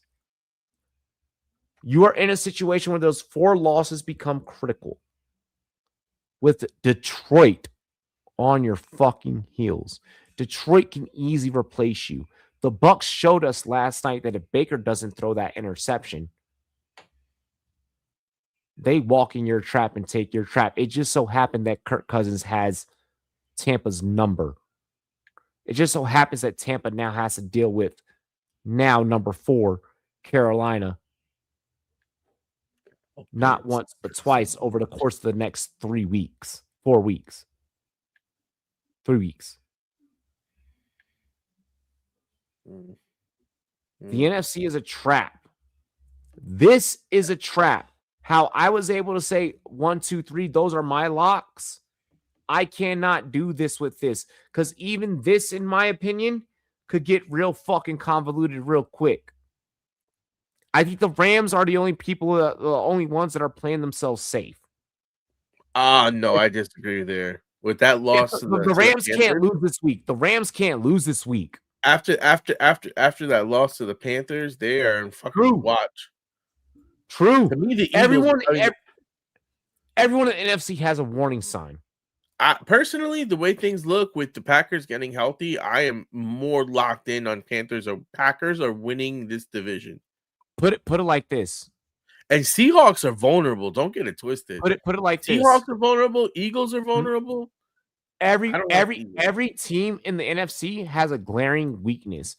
In the AFC, I feel like that the competition is a little bit closer together. It's harder for me to pick. In the NFC, it's a lot harder for me to pick in the NFC who's going to come out of that division and make it to the Super Bowl. Glaring weakness now that they're healthy, because they weren't healthy to start. They're getting all their weapons back, and now Love is starting to perform like we thought he could. Micah Parsons is looking like he's assimilated into that defense. For me, Josh Jacobs has to continue to be Josh Jacobs, which is very possible. In order for them to endure the long haul. Yeah. I don't think that, and this can honestly be applied to a lot of the teams in the NFC, most teams in the NFC. I think that for the Packers, one controlling home is going to be important the rest of the way. For I think, how many home games do they have left? Do you mind checking their schedule? Yeah, hold on. Thank you. I think that controlling home is going to be super important for them. The Packers' schedule isn't the easiest. They have the Broncos this week, the Bears next week, the Ravens the week after Are they at Broncos? How's it go? I believe it looks like they are at Denver. They play at Elevation. Good luck. Let's go back here. That game is going to fucking determine a lot. There's good weather here. There's good weather here, so Denver's going to be clicking. So they're at Chicago. The Ravens are facing the Packers at home. That's convoluted. And then the Packers are playing the Vikings, it looks like, on the road. It's so convoluted. It's so fucking convoluted, bro, for the Packers, bro. Like straight up, like that's not me trying to like. That's a tough road. But I think that's the best team. I feel like I'd pick Denver in that. The question is going to be, can the Denver offense keep up? Yeah, because Knicks has not been performing. Yeah. So Love right now, since he's gotten Christian Watson back, has started to find chemistry with Watson, and now we add Reed back into the mix. The defense is sustainable, Brev. Hear me out, Brev. Like the defense is sustainable. The defense is sustainable to where the job can get done. I think that Micah Parsons is starting to get his bearings. We're starting to, because remember, Micah Parsons still had to get traded, and then you had to assimilate him. I also factor in that there's PS2, there's Zach Allen, there's Nick Benito. Like I factor in like all the offense is a lot. Hear me out. Fuck with me, you know I got you.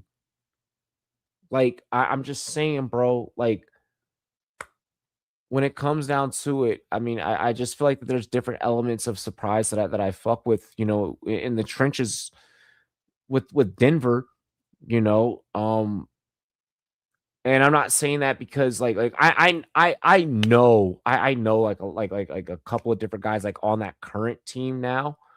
And it's just I don't know, man. I don't know. You know what this is? Jordan Love right now is saying, bro, we walk in the trap and we take the trap. That's exactly what he's saying right now. He's saying on our path to the Super Bowl, we cannot be scared. I guess. They right now to me are the Super Bowl favorites. Like if I had one team to take for the Super Bowl, I think the Packers are the most complete team in the NFL now that they're healthy. Because remember, they did lose their tight end early, who was a big part of that offense. And in the beginning, you didn't have Micah Parsons really going. And then you still were waiting for Watson and Reed to get healthy. Denver also has this weird mythical way of fucking figuring out how to win close ones, bro. Like I said, bro. I'm not saying no, but I don't trust Bo Nix. This is what makes it great. You feel the way that you feel. I feel the way that I feel. I'm just saying. Look, put money on it then. I probably will. All right. Speaking of, let's go ahead. Ooh. And let's jump into best bets, all right? We're gonna jump into best bets. I've kind of already been building some shit. I kind of already been building some shit. Like, to be honest.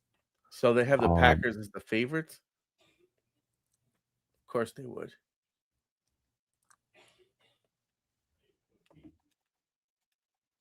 Hold up. I mean, I take the Packers straight up in that game. And I think I would take the Lions. Gosh. Yo, the lines are fucking crazy for the weekend. Yo, some of these are going dumb. Some of these are going dumb. Like, I think the Lions win this week. Bro, don't look at hockey tomorrow. Oh, I don't look at hockey. Oh, bro, I gamble, bro. I gamble. I mean, the most I'll do is I'll start live betting in basketball, but like I like to have like a feel. Like I haven't been following as closely this year. But like once I got a feel, bro, like especially when you know, like, bro, just because you said it, yo, just because you said what you said, dog.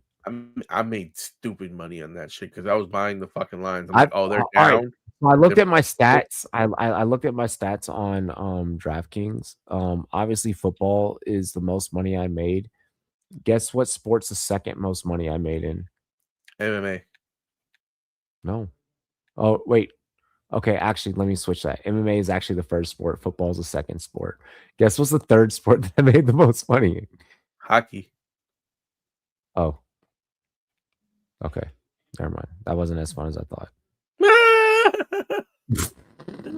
It wasn't as fun as I thought at all, bro. Like that shit was not as fun as I thought.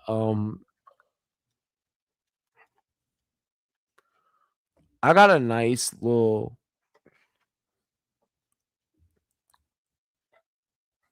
I got a nice little I might add some shit. If you feel like you're ready to cook, like if you feel like your card is like complete, like you feel like your shit's like ready and like How go many for legs it. do you think I should do? How many legs are you doing? How many me? I don't have to get greedy. I don't have to get greedy this episode. Last episode I got greedy and we lost by the Ohio State shit.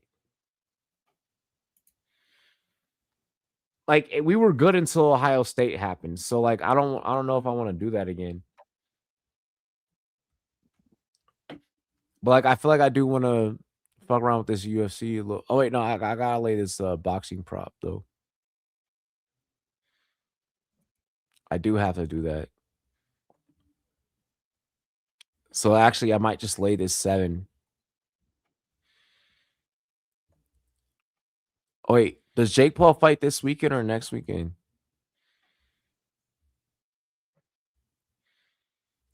Babu Jack fights tomorrow. Oh, Jake Paul fights next weekend, bro. I got a 6er. So then, yeah, I have a 6. Then I have a 6. Then. So my quick 6-pack is I take the Packers money line at -130. He fights Friday. No, he's saying he fights Friday. Let me go to the fucking hold on. Let me go to the homepage before I let you cook, bro. He's fighting Joshua now, right? He fights Friday, December 19th. He fights next Friday. I had it wrong. I thought it. I wonder how like, that Netflix production's gonna go. It's Jake Paul's money behind it. He's gonna go cheap on. It's gonna work this time, but I mean, he's gonna get knocked out. What's 12 plus 7? 19. Hey, yo. You made me knock over Draco Malfoy, bro. Apologize. And the Joker. All right. So if you want, I have a 6. If you want to lay yours, pause. Yep. So first, I got, like I said, I have one pick from every sport. I went all football with mine. So I took the Packers -6. I mean, no, not -6. -130 on the money line. Just because again, I think that they can win outright. They're actually the betting favorite at -2.5. So I find that a little shocking. I'm taking the points for the Lions. So the Lions are getting 6 points versus the Rams. I think they can cover that. Based on the talk that Robbie had, I'm taking the Panthers to beat the Saints, and that's -155 money line. So I think that's a solid value. I'm looking at that Washington Commanders and Giants game, and I'm saying, knowing my Giants, they're gonna win this game because they just got the first pick. So they're gonna fuck shit up. So I'm betting that right there. So if I lose this card, I'm like, all right, you know what I mean? Especially if hey, yo, you're not supposed to talk about losing. What are you doing? You just cursed yourself. No, this one's fine because I'm also taking the Bengals +120 as the underdog versus the Ravens, who I just don't believe in. And I think that what's his face, Joe B, has been playing really good in his return to the NFL, and I think that he'll continue to perform. And they almost beat the Bills last week, which would have put them in position to compete for this division. So I do think that they're going to go and shock the world and probably win this game versus the Ravens. And then lastly, I'm going to go to the probably most difficult pick 'em that I have on this card, and that is the matchup that we have here between the Patriots and the Bills. And I'm taking the Patriots money line at plus 100 to win this game outright, as I do think that they're the best team in the AFC. Currently speaking, I think that Drake May is still completely underrated, and I think that we're starting to see the emergence of Trayvon Henderson.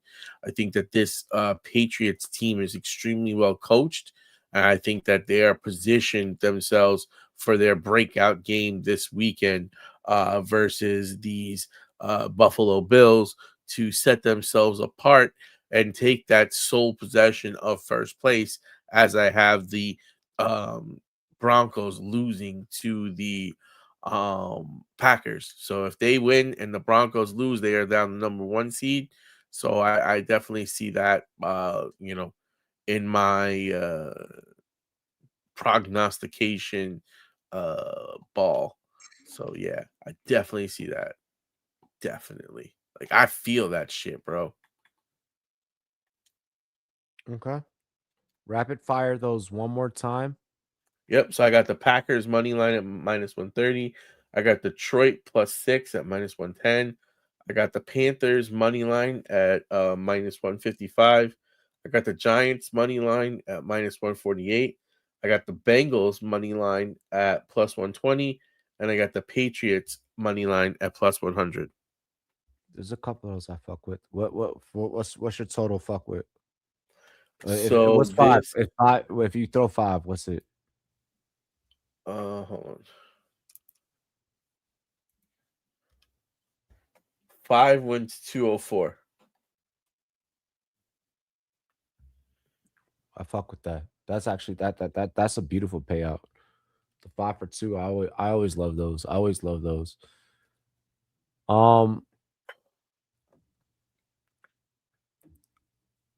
I'm going cross sports parlay, baby.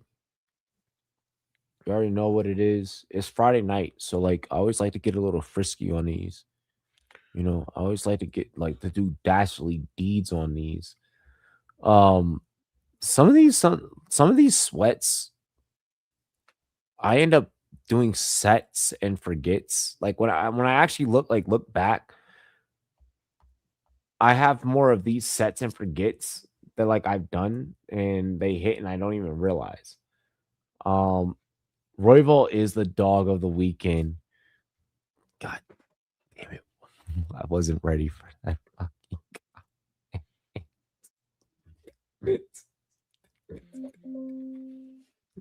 All right. Let me pop my shit. Damn it. That threw me off my game. I wasn't ready for Lisa to pop off. Let me get a shot. Pop off, son. Pop off. Bro just jumped out the window. Bro just jumped out the window straight out calling out my fucking card, bro. I mean, God damn it. It's like I gotta reset how I was about to set this up because that's still gonna be the last pick that I announced, but at least now y'all know a pick that I'm gonna announce. Man just popped off. He's like, bow. What's crazy, I was trying to do my best, like do my shit, but like include the chat like when I needed, like and then I just caught that one right then. I was like, oh fuck. You know, that does make me think of that Marab fight, bro. Could not believe that. Huh? I said I could not believe that Marab fight. Why? Because Jan won. But I didn't think that Jan would beat Marab. Parlay, but we still won the parlay though.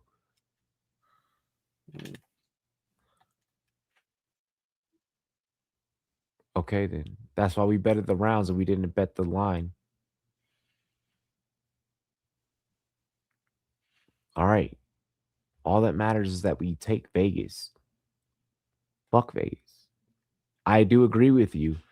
I agree with you. But the parlay still cashed. So, dilly. It's about the money. It's about the money. We're not greedy, but we just want enough to live. I just want to live my life. I don't want a yacht. I don't want a super yacht or nothing like that, but I just want to, pay my bills, take my mom out, take my girl out. Let's get into this shit. All right, so I cooked up one. I'll throw out my NFL picks first, just because Taco led with that. So I'll lead. I'll add extra sauce onto the sauce. I'm gonna take Cleveland to cover the 7.5, just because I want to see what Shador does in his like first like kind of like real test. And I think the rest of the schedule is nothing but test. Excuse me. And if he can just throw for 1 touchdown a game in his next couple of tests, that could be superior. But even with that, Chicago is also shaky, and I never know what Chicago is going to step into the game. So I'm always willing to take any team to cover against Chicago. That's not me looking at ATS stats or anything like that. That is purely me just looking at film and saying, I'm calling a spade a spade. I am going to side with my colleague with the Carolina Panthers at that minus 155 against the New Orleans Saints. I just think that Carolina is controlling their destiny right now. And I just want to bet on the side of destiny. I want to bet on the side of what if. And this is a what if that I feel like is a what if it fucking locks, because it's a lock. It's just a lock, and I'm rolling with the lock. So that closes me out for NFL. Can I talk some college football really quick? After that sneeze, give me 1 second. Uno minuto. For Army versus Navy, out there at the pier, they out there at M&T Bank, baby. This game at Indianapolis going down. Oh my gosh! Like I'm so well. It's not technically Indianapolis because it's happening in Baltimore. It's happening on the pier. You got Camden Yards right here. You got M&T right here. Like it's like a whole thing. You can easily just go find any spot and go get your local crab cakes. That game is gonna be so lit. The atmosphere is gonna be so lit. Baby, give me Navy on the money line. I expect Navy to go yard. If you want to find a prop for rushing yards, I highly suggest you do it, because rushing yards from both sides in this game are going to go crazy, because both sides just want to hit each other. So it's going to be a lot of that. A lot. A fuck ton. With that being said, that then leads me into college hoops with Michigan State winning by 12.5, because fucking Penn State sucks in college hoops. I have not bet in favor of Penn State this college basketball season, but I have always bet against them without coincidence, without planning. It just happened that way. And I've won every single time. So until Penn State fails, I'm just gonna keep betting against Penn State because they're not great. I don't know. Maybe whatever happened from the college football situation of losing James Franklin, they've just been losing in basketball. Like it's been 4 times that I bet against them, and they've lost every single time. So there's that. And in NBA, I have the Los Angeles Lakers on Sunday against the Phoenix Suns on the money line. Suns have been playing great basketball, so I'm not trusting the, Lakers cover whole spread situation. Like I'm not trusting Lakers spread. I'm just going to take Lakers outright and just wear my purple and gold on Sunday. And then in UFC, yes, Lee spoiled the one take. I have Royval money line outright.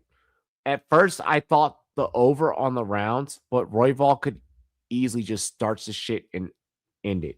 So fuck that. We're just gonna take the money line. I don't want to negate the risk of what ifs. Let me just take who I have faith in and rock with it. But this is the cushion on the whole bet. Every bet that I just gave you, aside from Navy at minus 265 and Royval at plus 225 as a dog, everyone was all favorites at minus 160 or less. This is at minus 440. But I do want to take the opportunity to tell this man's tale. Yaroslav Armosov, a Ukrainian soldier, UFC Vegas 112 winner, found his fucking belt in the rubble after a Russian bombing. Yaroslav, money line. I get that Magny is old. We are putting him on the card for all things that are right in humanity. This is bigger than betting. This is bigger than gambling. Go get that win and go get that money. Go take care of your family. Because when you come back from war, I don't care what country you serve. When you come back from war, it sucks and it fucking blows. 1 second, 1 second, 1 second, 1 second, 1 second.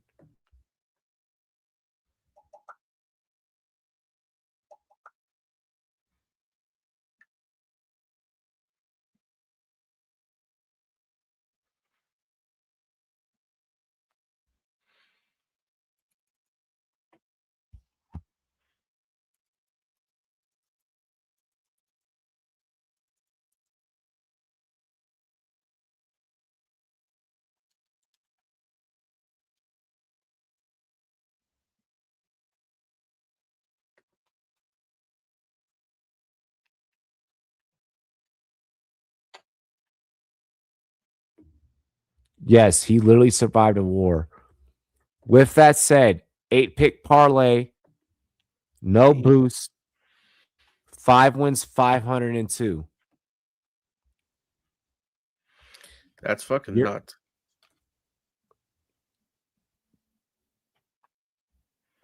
It's fucking nuts. You can play, bro. You can place a fucking dollar and win 100. Other than that, anything else that you have? I mean, I think that the Giants are gonna win this fucking game and piss me off this week. I don't know, man.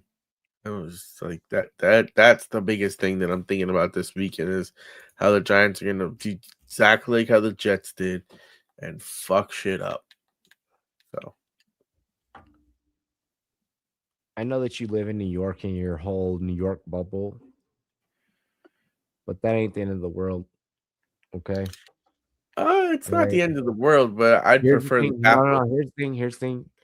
As long as you have a good GM that knows ball, your pick don't matter. Your pick don't matter. Many of teams have proved that before. You're right, but in this case, I think that what we would probably do is auction the pick off to the highest bidder, and then you're going to get more of a king's ransom. So it's a little different than necessarily hitting on the pick. This is more like gathering assets to then hit on the other picks. Because if we're in fifth, we're not trading for shit. But if we're in first, then having the quarterback, you're overthinking. For Mendoza. You're overthinking. I'm not overthinking. Right now, we're the number one pick. With that being said, with that being stated, my only final sentiments is love yourself, love your family, take care of yourselves. Definitely take care of yourselves, especially after being sick.